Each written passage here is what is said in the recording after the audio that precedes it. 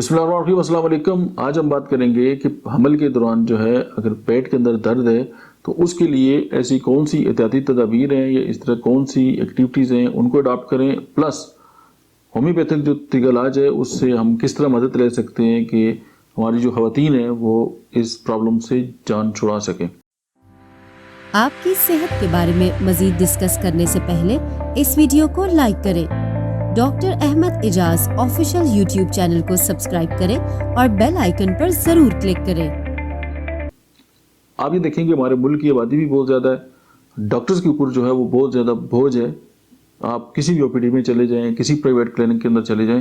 تو آپ کو ایک بہت زیادہ رش ملتی ہے، اور وہ ڈاکٹرز جو ہیں وہ بھی اپنی کم سے کم ریسورسز میں ان کی یہ کوشش ہوتی ہے کہ وہ لوگوں کو بہتر سے بہتر جو ہے وہ سہولیات جو ہیں وہ فراہم کر سکیں۔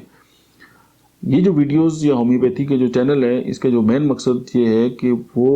ڈاکٹرز کے اوپر جو بوجھ ہے نا اس کو کم کیا جا سکے، اور جو کام گھر پہ کے اندر ہو سکتا ہے آپ آسانی سے اس کو مینیج کر سکتے ہیں، آپ ضرور کریں۔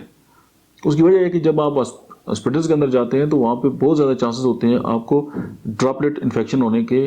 کیونکہ وہاں پہ تو جراثیم اربوں کی تعداد میں گھوم پھر رہے ہوتے ہیں۔ تو اگر آپ کی باڈی جو ہے وہ ویک ہے یا اس طرح، پھر آپ کو بہت زیادہ پرابلم ہونے کا خدشات ہوتے ہیں۔ اسی لیے کہتے ہیں کہ جب بھی آپ ہاسپٹل جائیں تو آپ کچھ کھا کے اپنی کچھ نہ کچھ اس طرح اچھی ڈائٹ لے کے جائیں تاکہ آپ کی امیونٹی جو ہے وہ بہتر ہو اور آپ کسی بھی انفیکشن کا جو ہے وہ مقابلہ کرنے کے لیے تیار ہو جائیں۔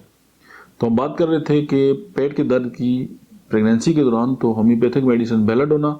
پلس کالوسن جو ہے وہ 30 میں، یہ دونوں میڈیسن آپ 2 گھونٹ پانی میں ملا کر دن میں 3 سے 4 بار جو ہے وہ خالی پیٹ استعمال کریں تو آپ کا جو کولک ہے وہ دور ہو جائے گا پریگنینسی کے دوران۔ تو اس کے بعد یہ ہے کہ غذا جو ہے وہ آپ بالکل سادہ استعمال کریں، واٹر انٹیک آپ کی پراپر ہونی چاہیے، اور دوسرا یہ کہ آپ پریگنینسی کو بیماری کے طور پہ نہ لیں۔ یہ تو ایک نیچرل پروسیس ہے باڈی کا جو وہ ہو رہا ہے، اور اس کے ساتھ آپ کے بہت سارے مسائل جو ہیں وہ ایڈریس ہو سکتے ہیں، اور کچھ خواتین جو ہیں ظاہر ہے جن کی پریگنینسی نہیں ہوتی اور ایک لمبے عرصے تک نہیں ہوتی، آپ دیکھ لیں کہ وہ کس طرح کی جو صحت کے مسائل ہیں ان سے دوچار رہتی۔ Thank you.